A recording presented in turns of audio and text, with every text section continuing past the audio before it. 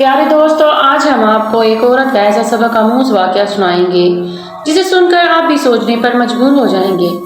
इस औरत ने आखिर ऐसा कौन सा गुनाह किया जिसकी वजह से इसकी कब्र में गर्मी की शिद्दत हो गई और इसने ख्वाब में आकर अपने शोहर से कहा, मेरी कब्र में एसी लगवा दो, मेरी कब्र में रोजाना आग लग जाती है, इस आग की वजह से मेरी कब्र में गर्मी की शिद्दत बढ़ जाती है।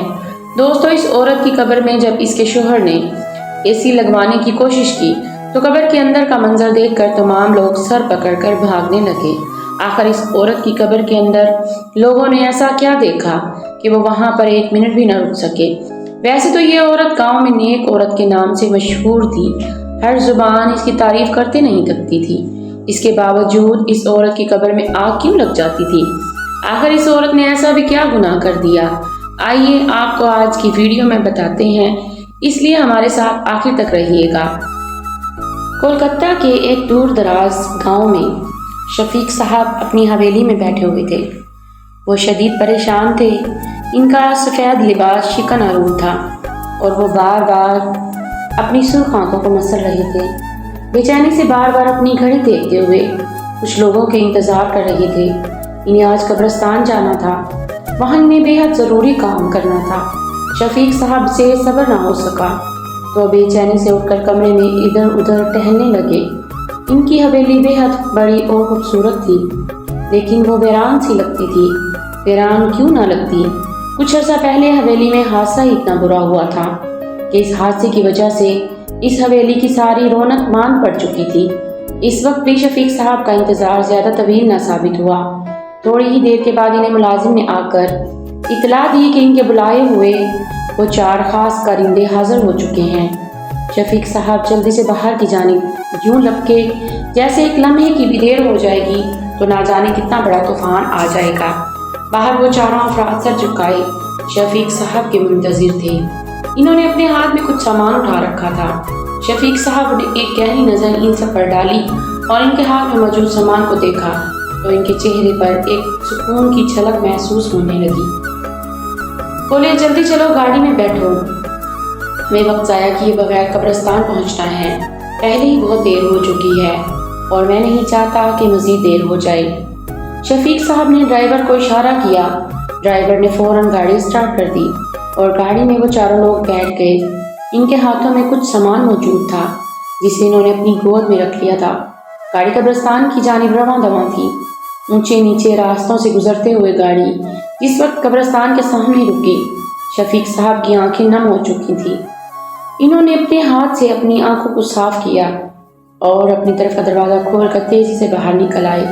चारों तरफ खामोशी का आलम था।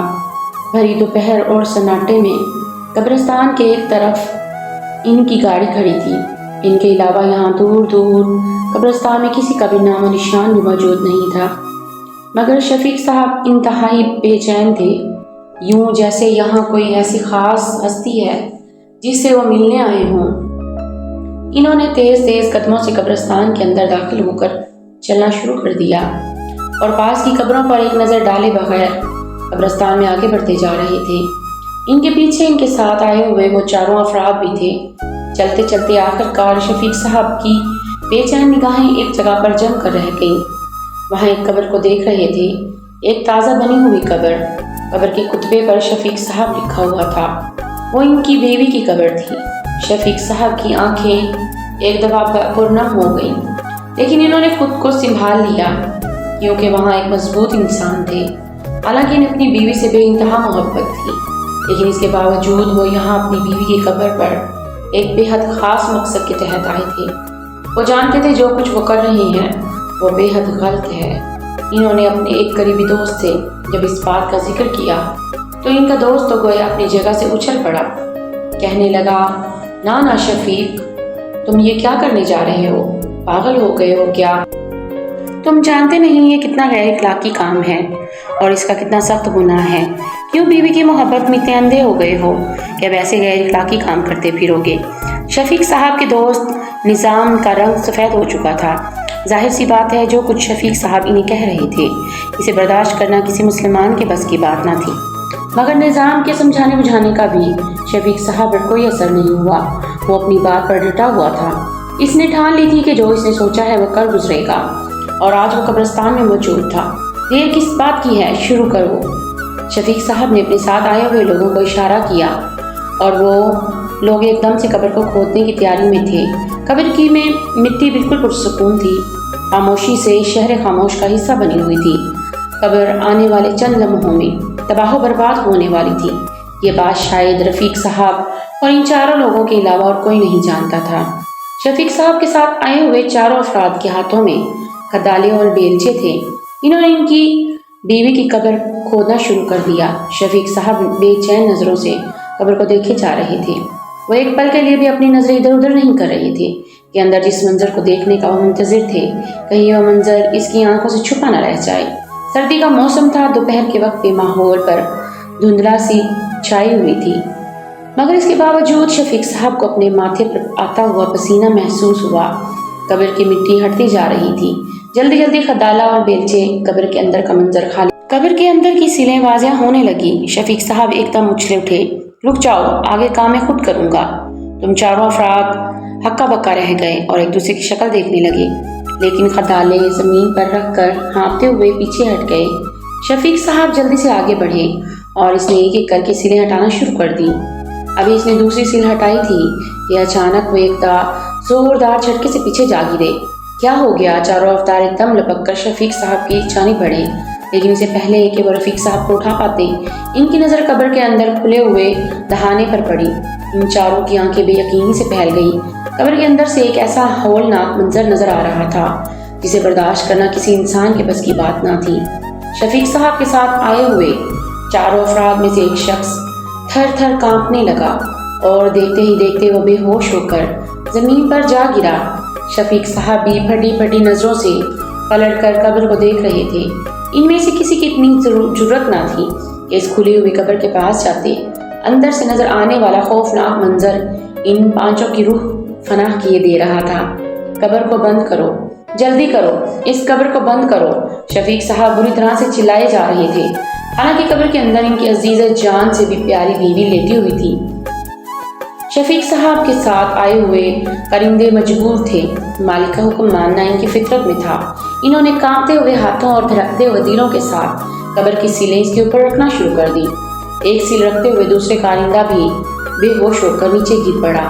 وہ منظر برداشت کرنا ہر کسی کے بس کی بات نہ تھی۔ تیسرا کارندہ آگے بڑھا اور اس نے بند آنکھوں کے ساتھ جلدی سے آخری سیل قبر کے منہ پر رکھ دی اور اسے بند کر دیا۔ وہ سب دھڑا دھڑ قبر کے اوپر مٹی ڈال رہے تھے اور خود شفیق صاحب بھی اپنے مرتبے کا خیال کیے بغیر پاگلوں کی طرح قبر کے اوپر واپس مٹی ڈال رہے تھے، یوں جیسے قبر کے اندر جو کچھ بھی ہوا وہ اسے باہر نکلنے سے روک رہے ہوں۔ اس ساری کارروائی میں پھولی ہوئی سانسوں کے درمیان اپنے کارندے کو قبرستان سے واپس نکلنے کا حکم دے کر خود بھی اب باہر کی جانب دوڑ رہے تھے۔ دوڑتے دوڑتے یہ لوگ جب گاڑی کے اندر بیٹھے، شفیق صاحب کی حالت بے حد خراب ہو چکی تھی۔ جلدی سے گاڑی چلاؤ اور حویلی کی جانب چلو، اس قبرستان سے دور چلو، شفیق صاحب نے چلا کر کہا۔ ڈرائیور نے بھی فوراً گاڑی بھگا دی۔ حویلی پہنچنے کے بعد بھی شفیق صاحب کے ہاتھوں کی کپ کا پہاڑ دور نہ ہوئی۔ وہ جو دو افراد بے ہوش ہوئے تھے، ہوش میں آنے کے بعد بھی وہ خوش پتے کی طرح لڑز رہے تھے۔ خود شفیق صاحب کی حالت بھی خراب تھی۔ انہوں نے اپنی پیاری بیوی کی قبر میں جو کچھ دیکھا تھا وہ بالکل وہی منظر تھا جو وہ پچھلے کئی روز سے اپنے خواب میں مسلسل دیکھ رہے تھے۔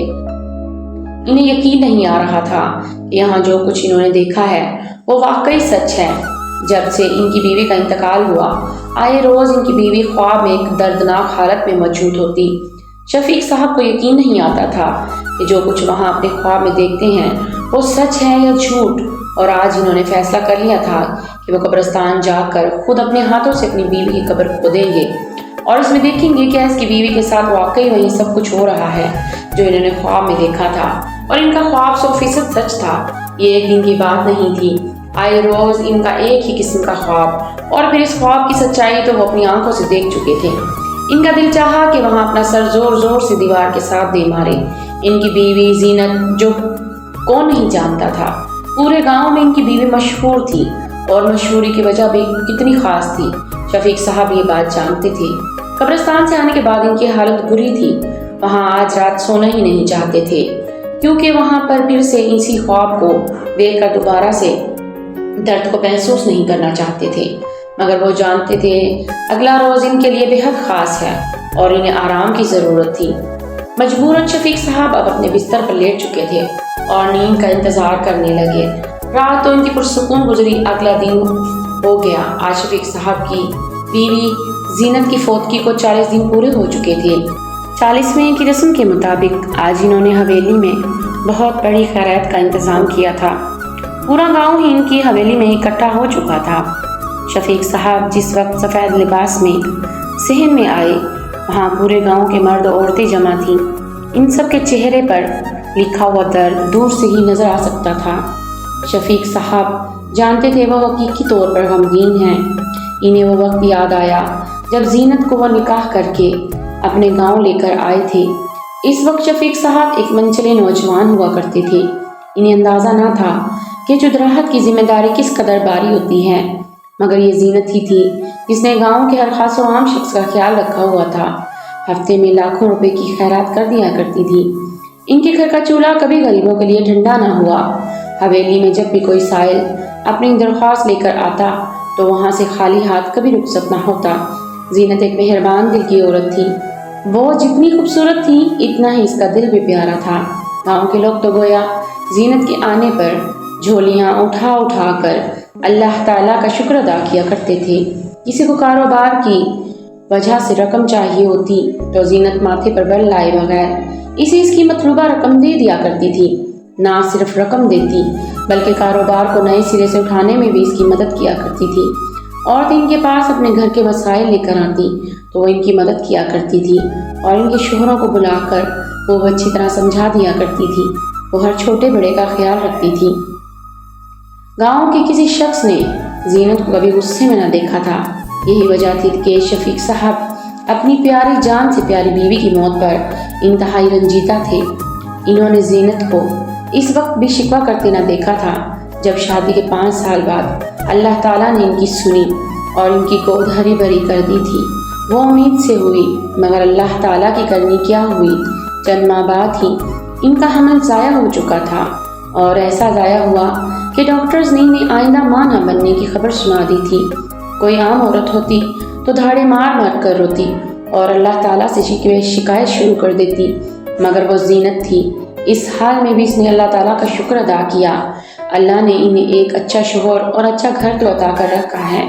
شفیق صاحب اپنی صابرہ اور نیک بیوی کو دیکھتے ہوئے انہیں یقین نہ آتا تھا کیا کوئی عورت اتنی بھی نیک ہو سکتی ہے۔ 5 وقت کی نمازی اور تہجد گزار اور جو کسی کی مدد کرنے سے نہ تھکتی تھی۔ ان کی بیوی نے کبھی کوئی فرمائش نہ کی تھی، نہ انہیں مہنگے کپڑے جوتے اور جیولری کا شوق تھا اور نہ ہی گھومنے پھرنے کا، بس انہیں گرمی برداشت نہیں ہوتی تھی۔ شفیق صاحب جانتے تھے ان کی بیوی فطری طور سے نازک مزاج ہے، چولہے کی گرمی ہو یا موسم کی گرمی۔ شفیق صاحب کی بیوی جلدی گھبرا جایا کرتی تھی۔ شفیق صاحب نے اپنی بیوی کے آرام اور سکون کے لیے ایک بے حد مہنگا اے سی ان کے کمرے میں لگوا رکھا تھا۔ گاؤں میں بجلی تو نہیں تھی۔ شفیق صاحب نے دور دراز کے شہر میں سے جنریٹر منگوا کر انہیں اے سی چلوا دیا تھا۔ پوری حویلی میں صرف ایک زینت کے کمرے میں ہی اے سی تھا اور زینت اس بات پر اپنے شوہر کا شکریہ ادا کرتے نہ تھکتی تھی۔ خیرات کے لیے آئے ہوئے افراد آگے بڑھنا شروع ہوئے تو شفیق صاحب اپنے خیالات سے چونکنے لگے۔ ان کی نیک بیوی کو گزرے 1 مہینہ ہو چکا تھا۔ شفیق صاحب نے ساتھ پڑے ہوئے راشن کو ڈھیر اٹھا اٹھا کر لوگوں میں تقسیم کرنا شروع کر دیا۔ لوگ خاموشی سے آگے آتے اور اپنا راشن تھیلا لے کر واپس پلٹ جاتے۔ ان کی آنکھیں نم تھی جس کی وجہ سے اس کی قبر میں وہ جو سب کچھ ہو رہا تھا جسے دیکھ پانا بھی شفیق صاحب کے بس میں نہ تھا۔ شفیق صاحب شدید پریشان ہو چکے تھے۔ شام کا وقت ہو رہا تھا اور وہ پریشان سے اٹھ کر کمرے کی جانب چل دیے۔ اپنی خواب گاہ میں بیٹھے بیٹھے وہاں زینت کے بارے میں سوچ رہے تھے۔ یہی سب سوچتے سوچتے انہیں کب نیند آ گئی انہیں پتہ ہی نہ چلا اور اچانک انہوں نے پھر سے وہی خواب دیکھا جس نے ان کی نیندیں اڑا رکھی تھی۔ انہوں نے زینت کی قبر کو اسی بھیانک حال میں دیکھا اور وہی چیخو پکار، زینت کی آؤ پکار ان کے کانوں میں تیزاب کی طرح گرنے لگی۔ بھاری ہوتی سانسوں کے ساتھ وہ بے اختیار اٹھ بیٹھے۔ ان کا سانس پھول رہا تھا۔ اب ان کی برداشت ختم ہو چکی تھی۔ انہوں نے تو فیصلہ کر لیا تھا جو کچھ بھی ہو وہ اب اپنی پیاری بیوی کو اس حال میں نہیں رہنے دیں گے۔ کیونکہ نہ تو ان کی بیوی نے کوئی گناہ کیا تھا اور نہ ہی کوئی جرم۔ انہوں نے فیصلہ کر لیا کل صبح وہاں اپنی بیوی کو اس تکلیف سے آزاد کر دیں گے، مگر وہی یہ نہیں جانتے تھے زینت نے خاموشی سے ایک ایسا کام کر ڈالا تھا جس نے اس کی زندگی بھر کی تمام نیکیوں پر پانی پھیر دیا تھا۔ مگر شفیق صاحب انجان تھے کہ کل ان کو قبرستان میں کیا ملنے والا ہے۔ اگلے دن کا سورج طلوع ہوا تو شفیق صاحب نے ڈرائیور کو اشارہ کیا۔ ڈرائیور جلدی سے کار اسٹارٹ کر کے حاضر ہو گیا۔ شہر چلو، مجھے کچھ سامان خریدنا ہے۔ اگلے ہی لمحے وہ گاڑی کو شہر کی جانب اڑانے لگا۔ شہر پہنچتے ہی شفیق صاحب نے ایک بڑی دکان سے سولر اور اے سی خریدا۔ گاؤں میں اتنی زیادہ ٹیکنالوجی تو نہیں تھی، مگر انہوں نے سن رکھا تھا کہ آج کل ایسے مارکیٹ میں آئے ہیں جو سولر پلیٹس پر بھی چل سکتے ہیں۔ ان کا ارادہ وہی خریدنے کا تھا۔ انہوں نے اے سی اور سولر پلیٹس خرید کر واپس گاؤں کا رخ کیا۔